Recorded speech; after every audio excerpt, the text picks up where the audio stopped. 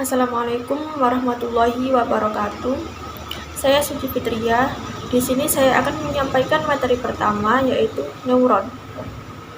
Seperti yang kita ketahui bahwa sel saraf atau neuron merupakan unit fungsional terkecil susunan saraf. Agar sel saraf ini dapat berfungsi dengan baik, sel saraf harus memiliki bagian yang menerima atau mengantarkan rangsang. Oleh karena itu, sel saraf tersusun atas badan sel, dendrit, dan akson atau neurit yang mempunyai fungsi-fungsinya masing-masing. Yang pertama ada badan sel. Badan sel saraf merupakan tempat inti sel dan mengandung sitoplasma. Sitoplasma mengandung mitokondria, lisosom, badan Golgi, dan badan nia sel, atau merupakan retikulum yang terdapat di badan sel saraf dalam sintesis protein. Badan sel saraf berfungsi sebagai tempat pemeliharaan semua bagian sel saraf agar tetap berfungsi. Yang kedua adalah dendrit. Dendrit merupakan cabang-cabang sitoplasma berupa serabut pendek. Yang ketiga adalah akson. Akson merupakan juluran sitoplasma yang ukurannya lebih panjang daripada dendrit. Serabut akson berfungsi menghantarkan rangsang dari badan sel ke sel saraf lainnya. Di dalam akson terdapat benang-benang halus yang disebut neurofibril. Bagian ini berfungsi menghantarkan impuls saraf. Akson dibungkus oleh selubung mielin. Nah, selubung mielin itu sendiri mempunyai fungsi. Fungsinya yaitu melindungi sel saraf dari tekanan atau luka, serta mempercepat jalannya impuls saraf. Struktur selubung mielin ini berruas-ruas sehingga membentuk banyak lekukan. Selanjutnya adalah nodus Ranvier. Nodus Ranvier ini merupakan lekukan antar ruas selubung mielin. Kemudian sinapsis. Sinapsis merupakan celah antara dua pertemuan sel saraf. Pertemuan tersebut bisa terjadi antara dendrit dan akson, akson dan badan sel saraf, akson dan akson, dendrit dan dendrit, kemudian dendrit dan badan sel saraf. Selanjutnya adalah sel Schwann. Sel Schwann ini berfungsi melindungi akson dari kerusakan, luka, atau tekanan.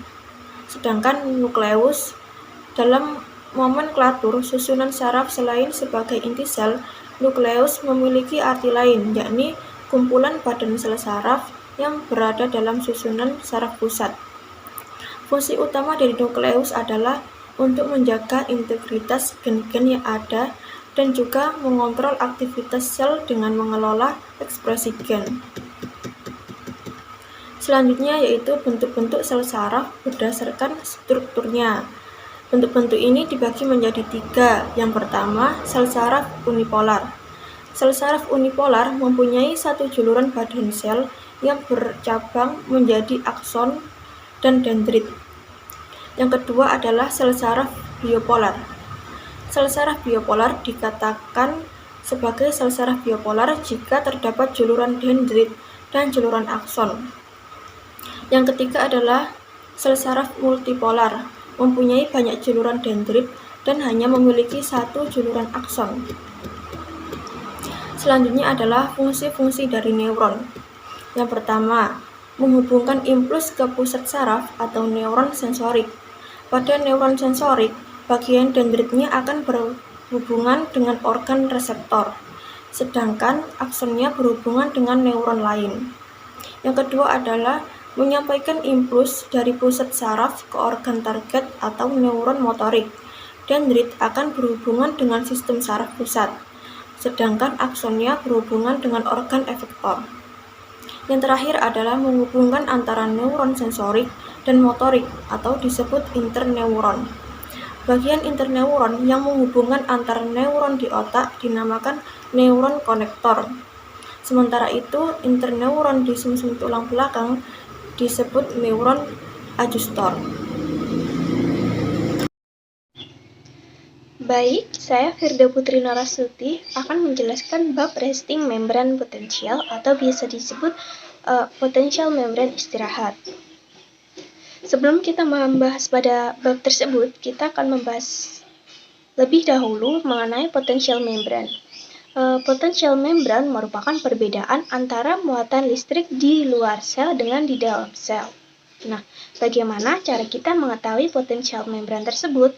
Caranya, kita dapat merekam potensial membran neuron dengan meletakkan ujung salah satu elektroda intraseluler dan ujung elektroda di luar neuron ke dalam cairan ekstraseluler.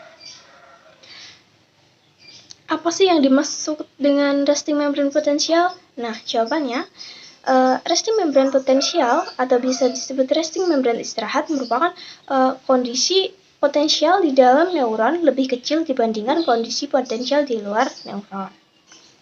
Dalam keadaan resting, maka neuronnya akan terpolarisasi. Hal ini disebabkan karena dalam jaringan neural berisi partikel-partikel yang bermuatan listrik positif dan negatif yang disebut ion. Resting potensial disebabkan oleh rasio muatan positif dan negatif di dalam neuron lebih besar dibandingkan di luar neuron. Tidak seimbangnya muatan tersebut disebabkan oleh 4 faktor. 4 faktor tersebut adalah dari 2 faktor yang mendistribusikan ion-ion secara merata ke seluruh cairan intraseluler dan ekstraseluler sistem saraf, dan 2 faktor menetralkan penghomogenan. Penyebab munculnya potensial membran neuron dikarenakan 2 kekuatan yang saling berlawanan. Yang pertama adalah difusi. Difusi merupakan proses perpindahan molekul dari bagian yang memiliki konsentrasi tinggi ke konsentrasi yang lebih rendah. Contohnya adalah saat kita meletakkan gula ke dalam air, maka gula tersebut akan merata ke dalam air. Yang kedua ada elektrostatis, yang merupakan proses tarik-menarik antara muatan listrik positif dan muatan listrik negatif. Tekanan ini akan memindahkan muatan listrik positif dari daerah yang kelebihan partikel bermuatan positif. Di dalam membran sel dikelilingi oleh ion-ion listrik yang ditimbulkan oleh cairan kimia-kimia di sekitarnya. Cairan membran intraseluler terdiri dari 4 ion, yakni ion natrium bermuatan positif, ion kalium bermuatan positif, ion klorida bermuatan positif, ion protein bermuatan negatif. Sedangkan di dalam ekstraseluler hanya terdapat 3 ion, yakni ion natrium juga bermuatan positif, ion kalium bermuatan positif, dan ion klorida juga bermuatan positif. Nah, kenapa ion protein tidak berada di dalam luar membran? Ion protein tidak berada di luar membran dikarenakan partikelnya terlalu besar untuk dapat melalui membran sel yang sifatnya semi-permeabel, sehingga dia akan tetap berada di dalam membran. Konsentrasi ion protein juga lebih tinggi di dalam membran sel, sedangkan natrium dan klorida konsentrasinya lebih tinggi di luar membran sel. Dalam keadaan resting, kalium dan klorida dapat dengan mudah melewati membran sel. Kebalikannya dengan natrium sangat sulit untuk melewati membran sel. Ion kalium lebih banyak di dalam membran, tetapi karena adanya kekuatan difusi mendorong ion-ion ini keluar membran. Namun, saat berada di luar membran dan bertemu dengan ion kalium yang positif juga, terjadilah penolakan terhadap difusi ion kalium yang keluar. Pada ion klorida lebih banyak di dalam membran juga. Kekuatan difusi telah mendorong klorida dari luar ke dalam membran yang konsentrasinya lebih rendah. Karena sama-sama bermuatan negatif, maka terjadilah tekanan elektrostatis yang menolak ion klorida untuk berdifusi ke dalam membran. Dengan begitu, terdapat kekuatan yang seimbang. Muatan listrik natrium lebih banyak berada di luar membran. Ia juga dipengaruhi oleh kekuatan difusi, tetapi tidak seperti ion klorida yang mampu ditahan oleh tekanan elektrostatis, sehingga tidak bisa berdifusi.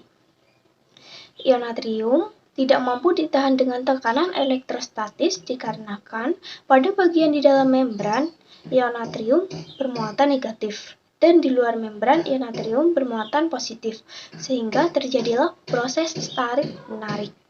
Pertanyaannya, jika natrium mampu berdifusi ke dalam membran dan terdorong masuk ke dalam membran karena tekanan elektrostatis, lalu mengapa konsentrasi ion natrium lebih tinggi di luar membran? Nah, hal ini disebabkan oleh peristiwa pemompaan sodium potasium. Pemompaan sodium potasium merupakan suatu mekanisme aktif dalam membran sel untuk menolak aliran masuk dengan cara memompa keluar ion natrium dengan kecepatan yang sama saat ion natrium masuk. Sekian penjelasan dari saya. Bismillahirrahmanirrahim. Baik, saya akan melanjutkan mengenai materi tentang potensial generator neuron. Pada peristiwa pemompaan sodium potasium, membran sel tetap menjaga permeabilitasnya, meskipun Na+ dan K+ dapat melaluinya. Apa yang akan terjadi apabila suatu keadaan di mana membran menjadi sangat mudah dilalui Na+? Kekuatan elektrostatis dan dorongan difusi akan mendorong Na+ masuk ke dalam membran. Otomatis keseimbangan ion positif di luar membran dan negatif di dalam membran akan terganggu, dan kondisi potensial membran akan berubah menjadi potensial generator, memiliki tenaga pembangkit atau generator untuk meneruskan impuls. Pada peristiwa potensial generator, ion Na+ yang masuk ke dalam membran akan mengurangi jumlah ion positif di luar membran dan menambah jumlah ion positif di dalam membran. Akibatnya, bagian luar membran akan bermuatan negatif karena ion Na+ yang masuk sangat banyak, dan bagian dalam membran akan bermuatan positif. Oleh karena itu, bagian saraf yang mengalami potensial generator atau tempat impuls timbul akan bermuatan negatif. Dalam kondisi potensial generator tersebut, potensial listrik di dalam membran yang semula sebesar min 70 MV berubah menjadi plus 50 MV. Ambang perbedaan potensial antara bagian dalam membran dan luar membran yang mampu menimbulkan nilai lucutan aliran aksi adalah kurang dari min 5,5 MV. Berkurangnya perbedaan potensial antara di luar membran dan di dalam membran disebut dengan peristiwa dipolarisasi. Peristiwa dipolarisasi yaitu potensial membran menurun. Contohnya dari min MV menjadi min 67 MV. Sama seperti peristiwa depolarisasi yang ada pada gambar tersebut, yang menimbulkan potensial aksi. Dalam peristiwa depolarisasi ini, aksen berada dalam periode supernormal. Nilai ambang turun sehingga stimulasi yang tidak begitu kuat dapat menimbulkan impuls. Kondisi ini disebut dengan potensial susulan negatif. Setelah mencapai ambang batas, membran yang semula sangat permeabel akan kembali pada kondisi semula, di mana ia akan sangat selektif terhadap Na+ yang akan masuk, tetapi agak lebih longgar terhadap K+ yang keluar dan Ci+ yang masuk, sehingga akan tercapai kondisi membran yang tenang, di mana bagian luar membran bermuatan positif dan bagian dalam membran bermuatan negatif. Kondisi ini akan tercapai dalam waktu 1-2 milidetik setelah terjadi potensial generator dan disebut dengan periode refraktor mutlak. Pada periode ini, stimulasi yang sebesar apapun tak akan mampu menimbulkan potensial generator. Periode refraktor mutlak akan diikuti oleh periode refraktor relatif, yaitu suatu keadaan di mana serabut saraf dapat kembali distimulasi, tetapi hanya dengan stimulasi yang lebih tinggi dari tingkat stimulasi normal yang mampu menimbulkan impuls. Periode refraktor memegang peranan penting dalam karakteristik aktivitas neuron. Yang pertama adalah peranannya dalam aliran aksi. Adanya periode refraktor menyebabkan kondisi refraktor mutlak.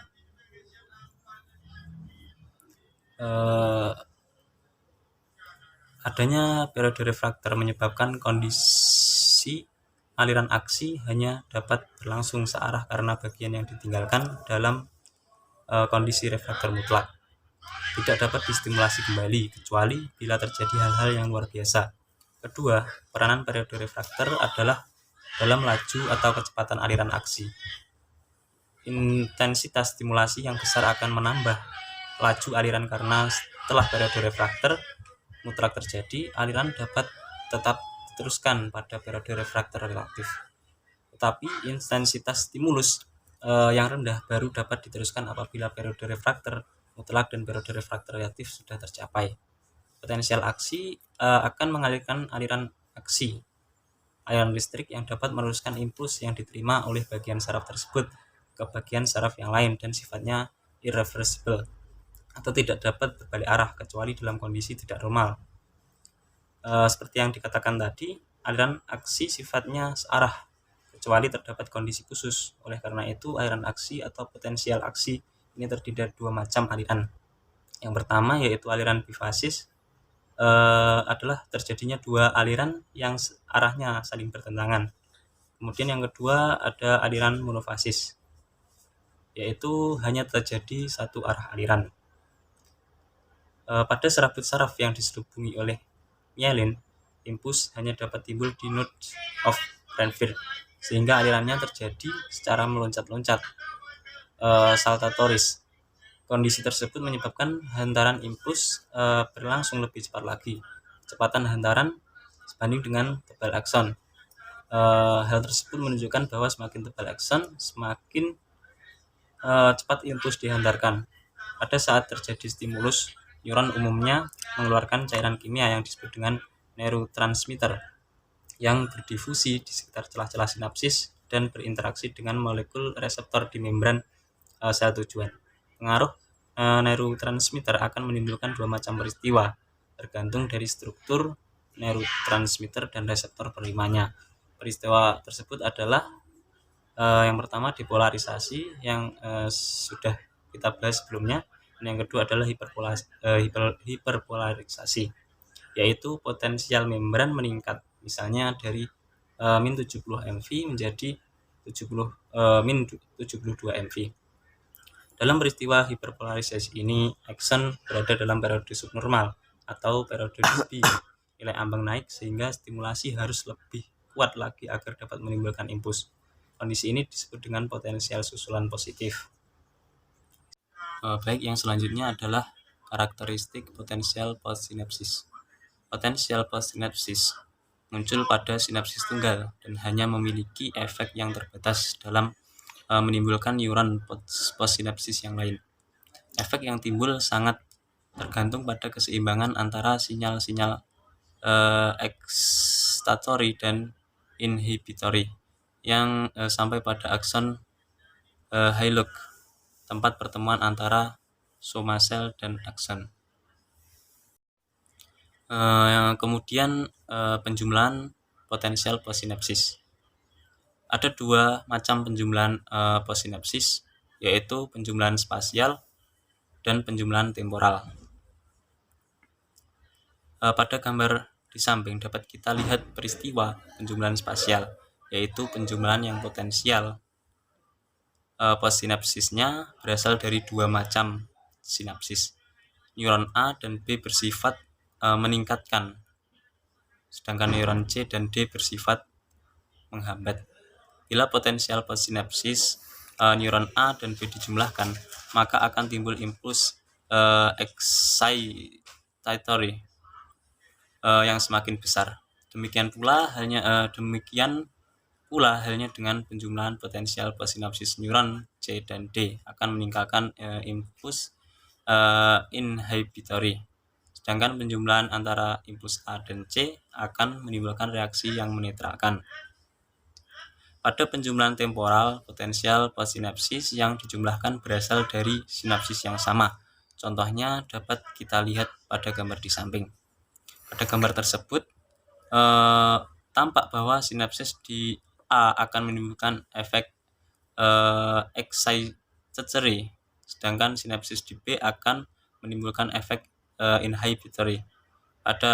Bila pada A terjadi potensial postsinapsis yang berturut-turut, maka potensial postsinapsis yang kedua akan lebih besar daripada potensial postsinapsis yang pertama. Demikian pula yang terjadi pada sinapsis B. Mungkin sekian yang dapat saya sampaikan, ada kurang lebihnya saya mohon maaf.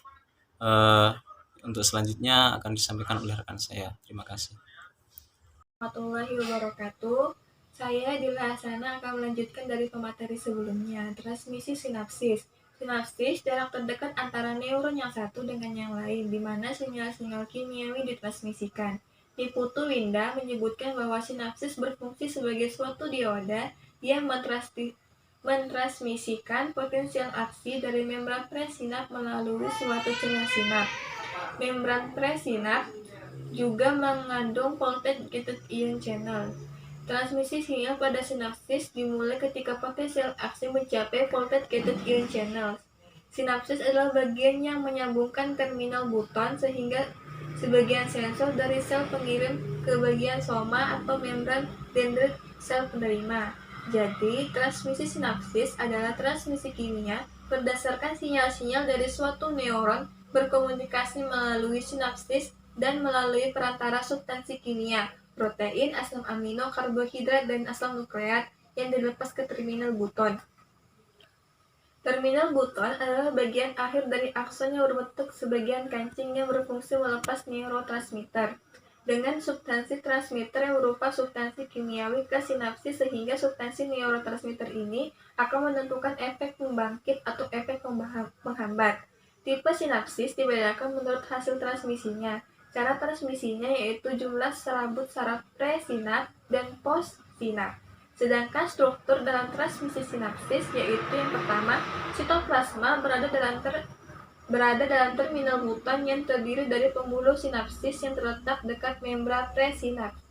Kedua, membran presinaps dan membran postsinaps juga merupakan bagian penting dalam transmisi sinapsis. Ketiga, synaptic cleft adalah jarak atau celah antara membran presinaps dan membran postsinapsis.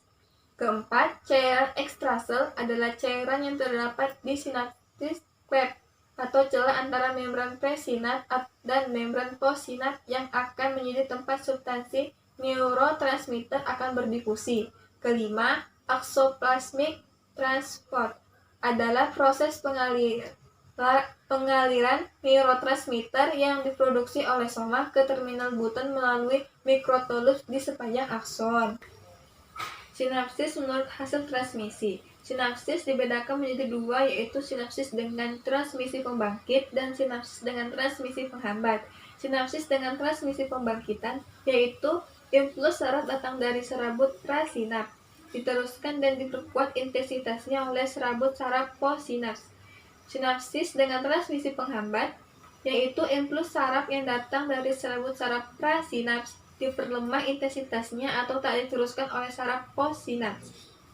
Adapun sinapsis menurut cara transmisinya dibedakan menjadi dua pula, yaitu sinapsis dengan transmisi elektrik dan sinapsis dengan transmisi kimiawi.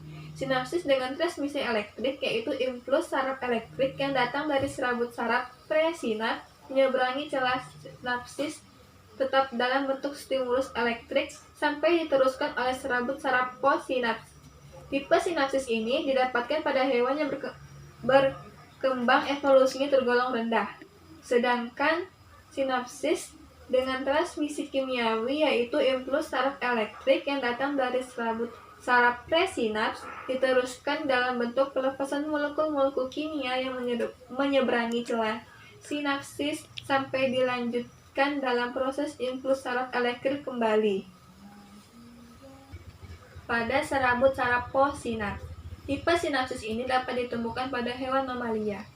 Mekanisme sinapsis. Transmisi sinapsis berlangsung melalui dua macam proses transmisi neurokimia yang berbeda satu sama lain, yaitu small molecule neurotransmitter dan large molecule neurotransmitter. Yang pertama, small molecule neurotransmitter. Proses ini dimulai dengan berkumpulnya substansi kimia di dalam cisterna yang akan disimpan di dekat membran presinapsis. Membran presinapsis kaya akan kelenjar-kelenjar yang mengandung kalsium bila mendapat stimulasi dari potensial aksi. Saluran kalsium tadi akan terbuka dan ion Ca++ akan masuk ke dalam buton. Masuknya chip A++ akan mendorong pembuluhan sinapsis untuk melakukan kontak dengan membran presinapsis dan melepas isinya ke celah sinapsis. Proses ini disebut dengan eksositosis. Proses ini berlangsung pada setiap kali stimulasi dari potensial aktif terjadi. Ia langsung menyampaikan pesan kepada reseptor postsinapsis yang ada di sekitar lokal. 2. Direct molecule neurotransmitter. Proses eksositosis juga terjadi, namun untuk direct molecule neurotransmitter, substansi kimia yang dibutuhkan akan berkumpul dalam badan Golgi dan dialirkan ke hutas melalui mikrotubule. Proses eksositosisnya tetap sama, namun bila small molecule berlangsung pada setiap kali terjadinya stimulasi, proses eksositosis third molecule akan berlangsung secara bertahap. Third molecule umumnya juga tidak dilepas pada celah sinapsis, namun dilepas pada cairan ekstrasel dan pembuluh darah. Oleh karena itu, proses third molecule ini biasanya terjadi pada reseptornya yang terletak jauh dari proses eksositosis, dan pengaruh yang disebarkan juga tidak terbatas pada neuron yang ada di sekitar, tetapi juga neuron-neuron yang letaknya berjauhan. Oleh karena itu, proses third molecule neurotransmitter umumnya lebih berfungsi sebagai neuromodulator. Peristiwa kimiawi pada sinapsis. Sherrington memang telah menyimpulkan beberapa karakteristik sinapsis dengan tepat, namun ia membuat satu kesalahan yang fatal. Dia mengetahui bahwa kecepatan transmisi sinyal pada sinapsis lebih lambat daripada transmisi sinyal di sepanjang akson. Kemudian dia beranggapan bahwa transmisi tersebut berjalan dengan impuls listrik, karena impuls melalui proses kimia terlalu lambat. Untuk memahami urutan peristiwa kimia pada sinapsis, berikut peristiwa-peristiwa yang terjadi di sinapsis. Yang pertama, neuron menyintesis zat kimia yang akan berfungsi sebagai neurotransmitter. Kedua, neuron mentransportasi neurotransmitter peptida ke arah ujung-ujung akson. Yang ketiga, potensial aksi berkonduksi di sepanjang akson. Yang keempat, molekul neurotransmitter yang telah dilepas berdifusi lalu melekat dengan reseptor sehingga mengubah aktivitas neuron postsinaptik.